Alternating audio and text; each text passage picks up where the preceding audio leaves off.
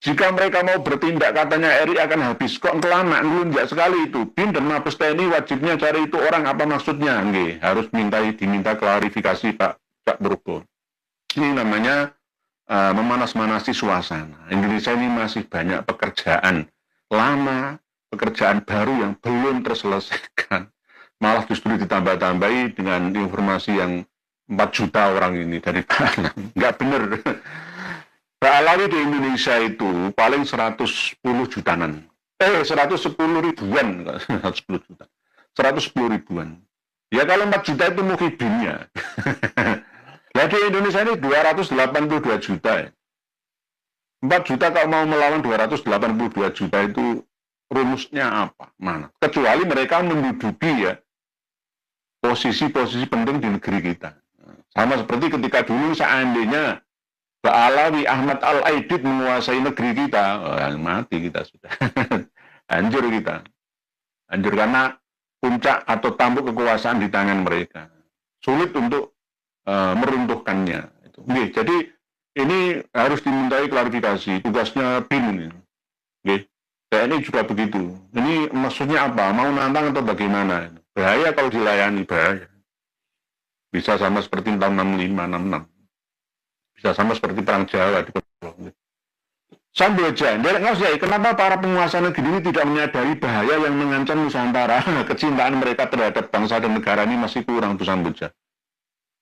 Cinta-cinta uang, butuh kerja lah, wis. Urusan cinta bangsa negara, unduran, kayak ngono. Mereka akan bersikap seperti itu, acuh tak acuh. Justru harusnya ya para pejabat penguasa kita itu menyadari kenapa kiai-kiai kok bergerak misalkan. Kayak saya nih, kenapa kok tidak lelah-lelah untuk bergerak seperti ini? Ada apa ini? Pasti ada yang luar biasa kejadian sehingga yai-yai yang ada di Nusantara ini mewanti-wanti kita untuk bangkit bersama. Ini saking cintanya para kiai-kiai Nusantara terhadap negerinya. Harusnya begitu, harusnya. Padahal bela bangsa dan negara itu kewajiban kita bersama. Bukan hanya kewajiban saya atau Pak Yai Joko Samad saja, enggak. Semuanya sama. Bertanggung jawab terhadap negaranya. Dalam setiap pembaharuan ya, itu akan ada penyusupan. Di antaranya ketika masuknya paham sosialis yang dibawa oleh seorang Yahudi yang bernama Hendrik Jacobus Sneevliet, orang Belanda yang berpaham sosialis yang membawa PKI pertama dengan ISDV-nya itu ke Indonesia, ke Surabaya. Pertama kali ISDV itu Surabaya, baru pindah ke Semarang. Hendrik Sneevliet itu juga mulai menanam benih pembaharu untuk bangkit melawan kolonial Belanda pada waktu itu. Lalu diamini, diikuti oleh Musa Al-Munawwar Al-Ghadri, Semaun, ya, Nyoto generasi kedua setelahnya. Lalu Aidit, Habib, Ahmad Sofyan Barokbah, lalu Habib Fahrul Barokbah, lalu disusul dengan Habib-Habib yang lain yang berpaham komunis. Ini penyusupan, kita harus hati-hati terhadap penyusup-penyusup yang mau mencampur adukkan antara budaya yang negatif yang dibawa dari asing masuk ke Indonesia. Termasuk di antaranya itu saya kurang suka ngomong dengan antum, ante itu. Saya itu sering berbicara dan komunikasi dengan masyayikh, guru tuan guru saya dari kalangan Al-Irsyad, dari kan banyak, tapi saya tetap panjenengan ya.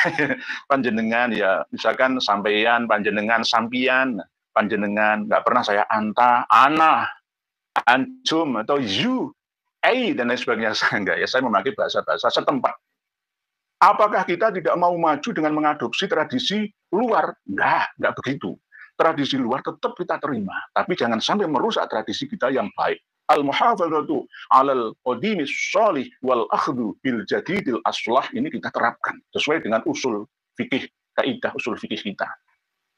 Bangsa kita bangsa yang kaya raya, kaya budaya, kaya bahasa, kaya sumber daya alamnya, dan bahkan sebenarnya kaya sumber daya manusianya. Cuma masih belum aktif semua. Di antaranya akan kalah oleh negara adidaya, khususnya dalam hal ekonomi kita. para penyelenggara bangsa yang kita amanai bersama untuk mengelola negara ini harus tanggap. Jangan sampai rakyat yang menjadi korbannya.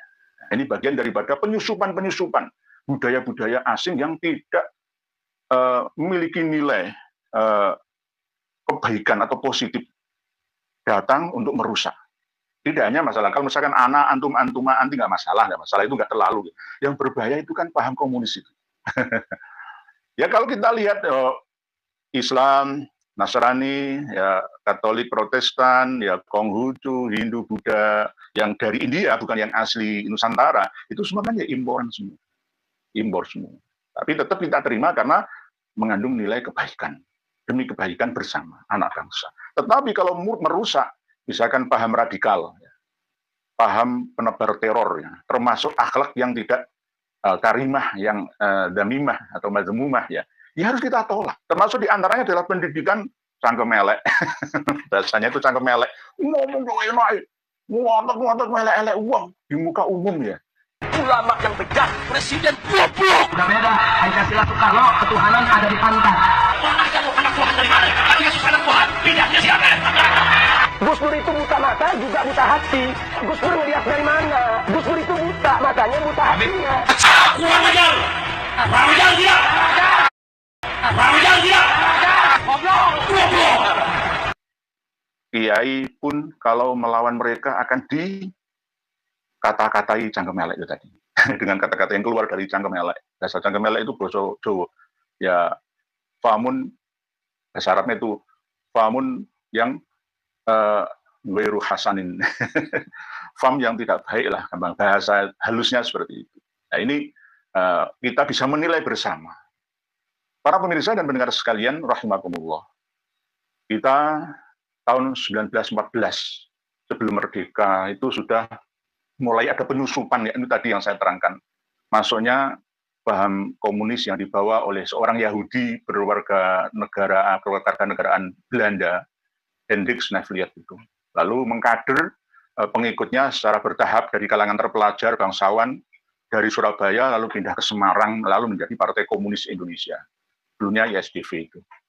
Lalu setelah itu secara regenerasi terus mencari ya pengikut-pengikutnya yang mau diajak bersama untuk bangkit. Sebenarnya PKI pertama 1914 sampai 1926 yang berontak terhadap Belanda di Sumatera Barat, lalu disusul di Jawa Barat, lalu disusul berikutnya di Sumatera Utara, ya, itu tujuannya ya untuk merdeka dari Belanda, tapi bukan untuk corak asli ya budaya bangsa Nusantara, tapi ala mereka. Ya ini nanti orang-orang Nuswantoro semuanya akan disuruh masuk ke paham sosialis, komunis, marxis. Akan dipaksa, kalau nggak mau ya dibunuh. Ya. Karena paham komunis itu sangat kejam. Dan diantaranya jelas diamini oleh selain Semaun yang bertemu bersama di Surabaya, di Peneleh, kos-kosannya Pak Karno, bersama dengan Kartosuwiryo, Muso Munawar Al-Qadri, ya. Lalu benar-benar melakukan uji coba pemberontakan terhadap Belanda. Kalau ada pengikut komunis yang mengatakan, oh PKI itu berjuang melawan Belanda, iya benar melawan Belanda, tapi untuk mendirikan negara versi mereka yang berhaluan komunis, seperti Soviet dulu, kiblatnya. Pertama kali Rusia atau Soviet, belum ke China. Lalu yang kedua ke China. Lalu setelah tahu sepak terjang PKI yang uji coba unjuk kekuatan bersenjata di Sumatera Barat dan Jawa Barat, maka tahun 1927 dibubarkan oleh Belanda. Walaupun dibubarkan itu tetap namanya ideologi ya, nggak bisa dimatikan ideologi. Lalu kader-kadernya semburat lari ke luar negeri. Ada yang ke China, ya, ada yang ke Cekoslowakia, ada yang Timur Tengah juga, dan ada yang ke Rusia atau Soviet. Di antaranya adalah Musa Al-Munawar. Sehingga Musa Al-Munawar itu sebenarnya kalau kita teliti anaknya yang bernama Muhammad Al-Ghadri kelahiran Surabaya 1926 itu sebenarnya bukan anak aslinya Romo Kiai Ronowijoyo, pengasuh pondok pesantren yang ada di Pagu Kediri sana, tapi anak gawannya Nyai Juru. Nyai Juru menikah dalam kondisi janda membawa anak. Nah, anaknya ini tidak anaknya asli Mbah Ronowijoyo Kiai. Lalu Mbah Ronowijoyo berubah nama menjadi Kiai Haji Hasan Muhyi. Mungkin kurang kerasan di lingkungan pondok pesantren Kapurjo, akhirnya dititipkan ke adiknya Romo Yaya atau kerabatnya yang seorang pegawai KUA dulu, di Martorejo. Lalu orang mengenalnya bahwa Musa itu anaknya Yai Martorejo. Padahal tidak. Nggak mungkin seorang anaknya orang Lugu bisa menguasai bahasa Rusia, menguasai bahasa Arab. Sampai pimpinan utama Partai Komunis Asia dan Timur Tengah itu Musa Munawar Al-Ghadri itu. Dan menikah, sempat menikah dan punya anak di Rusia sana. Punya anak 2. Lalu kembali lagi ke Indonesia untuk menjelaskan tujuannya kepada kader-kadernya. Mohon maaf nih, saya itu mau minum kopi, ya nggak pantas, mau merokok, ya nggak pantas. Mohon maaf nih. Musa. Orang menyebutnya Muso, Paul Musote atau Musa. Mau beliau seorang Muslim, dia pinter ngaji, bahasa Arabnya fasih. Itulah penyusup, mulai dari Yahudi Hendrik Snevliet, menyusup, menguasai alam bawah sadarnya Semaun, dan kawan-kawan, ya Muso termasuk diantaranya. Lalu embrio ini melahirkan generasi komunis yang ada di Indonesia. Siapa mereka? Ya termasuk orang-orang dari sana. Lalu Muso juga menikah dengan seorang wanita yang berasal dari Yogyakarta, mendapatkan anak Margono dan memiliki anak juga yang bernama Muhammad Al-Ghadri. Marga Al-Qadri itu dari mana? Ya, dari Pontianak, dari Membawah Pontianak. Muhammad Al-Ghadri gara-gara juga terlibat tahun 65 memberontakan G30S, merampas RRI, ya, lalu dibersihkan oleh ABRI, dihukum sampai keluar dari hukuman tahun 1984. 1984 keluar dari penjara, murtad karena dekat dengan pendeta, lalu dibaptis Muhammad diganti dengan Paulus Al-Ghadri, lalu menikah dengan Paulina Sukarti, Nasrani, di Kebayoran Baru, Jakarta, menempati rumah di sana, memiliki anak di Magetan. Yang sebelum berangkat ke Rusia, istrinya Samsirah memiliki anak yang bernama Winarni dan Winarno. Kalau Winarni itu Mariana Winarni, Magetan. Sekarang kerja menjadi penjahit, entah masih hidup atau tidak, saya belum melacaknya lagi. Kalau Winarno, anaknya alias cucunya Muso, anaknya Paulus Al-Ghadri, ya, meninggal tahun 2002 yang lalu. Nah, ini sebagai bukti bahwa paham komunis itu yang mengembangkan adalah orang-orang yang ahli agama, khususnya agama Islam. Dan diantaranya adalah orang yang pandai berbicara. Ya. Kalau Pak Karno pandai berpidato, berbicara, itu untuk kemaslahatan bangsa. Tapi kalau Musa Al-Munawar dan Fahrul Barogbah, ya, Sufyan Barogbah itu untuk menyusup, menguasai, ya, bangsa, untuk merubah kiblat bangsa. Dan mereka rata-rata adalah Habib Ahmad Sofyan Barogbah. Itu anggota parlemen, termasuk wakil ketua DPRD Kalimantan Timur, lahir di Samarinda. Ya. Dihukum sampai tahun 1984, keluar sebentar lalu meninggal dunia. Habib Ahmad Sofyan Barogbah. Marga Barogbah itu ya Ba'alawi, ya Habib Barogbah, Habib Ba'alawi. Duriahnya Alwi bin Ubaidillah, ya Habib. Itu yang di Kalimantan Selatan dan Kalimantan Timur. Lahirnya Kalimantan Selatan, Banjarmasin, menetap di Samarinda, Kalimantan Timur, dihukum di Balikpapan, lalu keluar dari hukuman beberapa waktu, nggak ada setahun, meninggal dunia. Karena perannya sangat utama dalam perkembangan PKI di daerah Pulau Borneo atau Kalimantan. Kalau yang Ahmad Sofyan Barogbah Habib itu, yaitu kelahiran Banjarmasin, tapi pergerakannya lebih banyak di Kalimantan Barat, di Pontianak. Di antaranya beliau bersama komunis keturunan Cina Singkawang memberontak, bahkan sempat merampas ratusan lebih pucuk senjata ringan dan berat di Tapter Auri Sangguledu Sintang, ya, Kalimantan Barat itu, lalu memberontak, akhirnya mati ditembak. Umurnya cuma nggak lama sih, 48 tahun. Habib Ahmad Sofyan Barokbah. Kalau Habib Fahrul Barokbah itu Kalimantan Timur, Habib Ahmad Sofyan Barokbah itu meninggal di Kalimantan Barat, Pontianak, di hutan-hutan. Meninggalnya itu sulit dievakuasi dari hutan. Nah, Habib ini, Habib. Apakah dijamin surga? Nggak ada jaminan surga. Sikat dengan berbagai bentuk cocok untuk membersihkan berbagai jenis cangkir, gelas, dan botol. Bulu sikat. Nah, Habib ini, Habib. Apakah dijamin surga? Nggak ada jaminan surga. Apakah keturunan Rasulullah? Palsu. Palsu. Ya, sama dengan Habib Ahmad Aidit. Jadi kalau ada ceramah dari Habib, seakan-akan membela bangsa kita, menyerang PKI, itu hanya akting belaka. Karena apa? PKI itu di depan matamu, keluargamu sendiri. Gitu loh. Yang memecah belah bangsa ini. Kalau misalkan Kang Ustadz Alfian Tanjung misalkan, ya, mengarang buku PKI, loh Kang, sampai nggak tahu sejarah PKI awal, PKI kedua. Siapa mereka?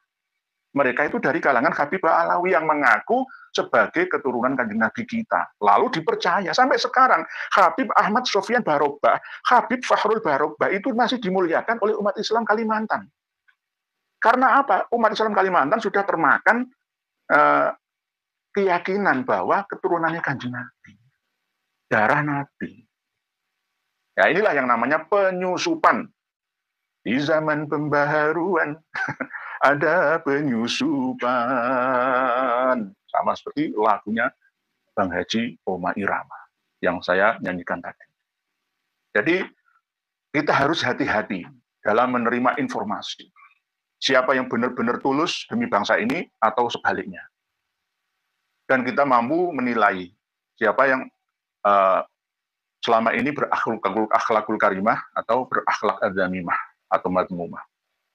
Ya, sekarang sudah mulai terlihat semua karakter aslinya bagaimana. Kita bisa menilainya tanpa harus saya mengatakan dengan perkataan yang kotor seperti perkataan mereka. Nggak perlu.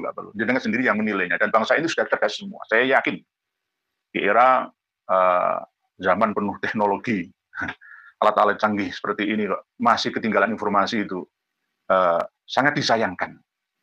Dan kalau bisa secara bertahap, santri-santri kita yang mondok di pesantren-pesantren yang tidak jujur kiainya, tinggalkan saja.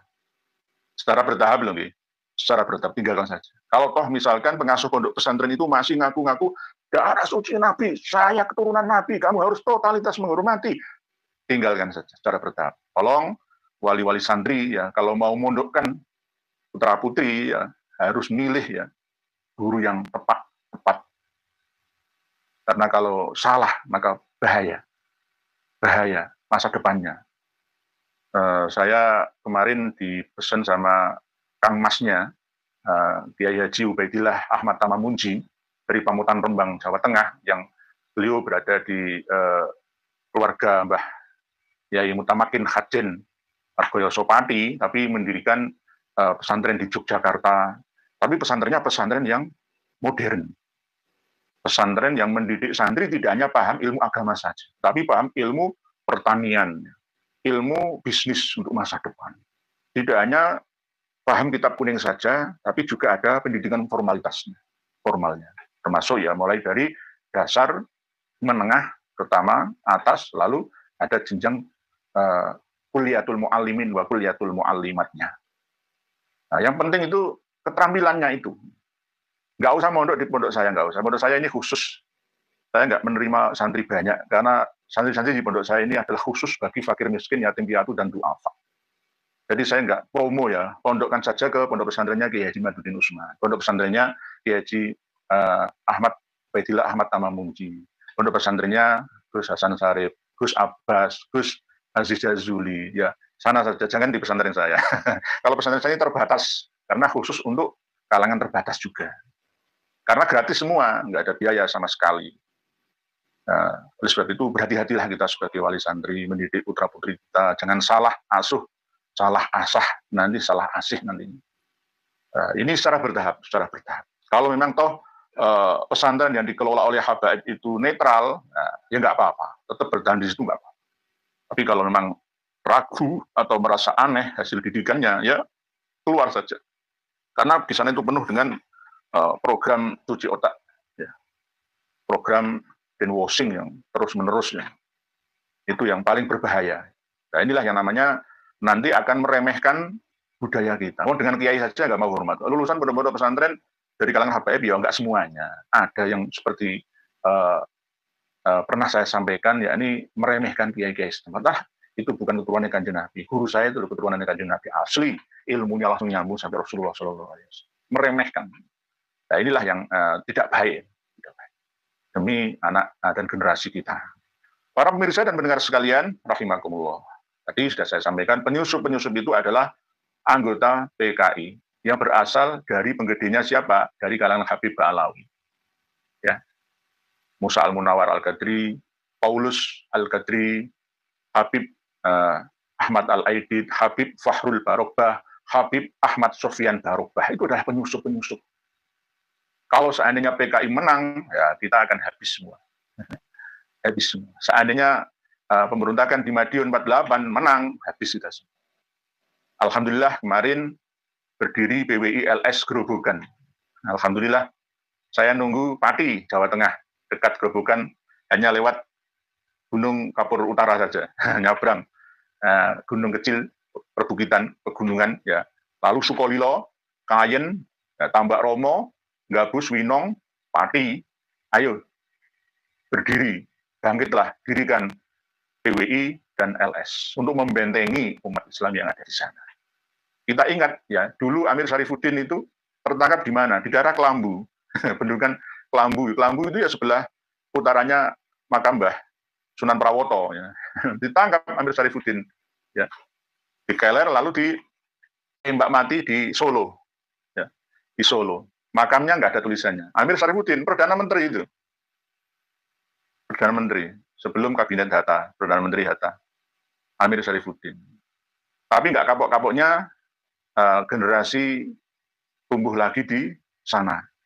Berikutnya juga Habib Ahmad Al-Aidid juga mati di Solo sana, sama-sama di Solo semua. Kenapa kok penggerak PKI itu lebih subur di daerah Solo Raya? Karena apa?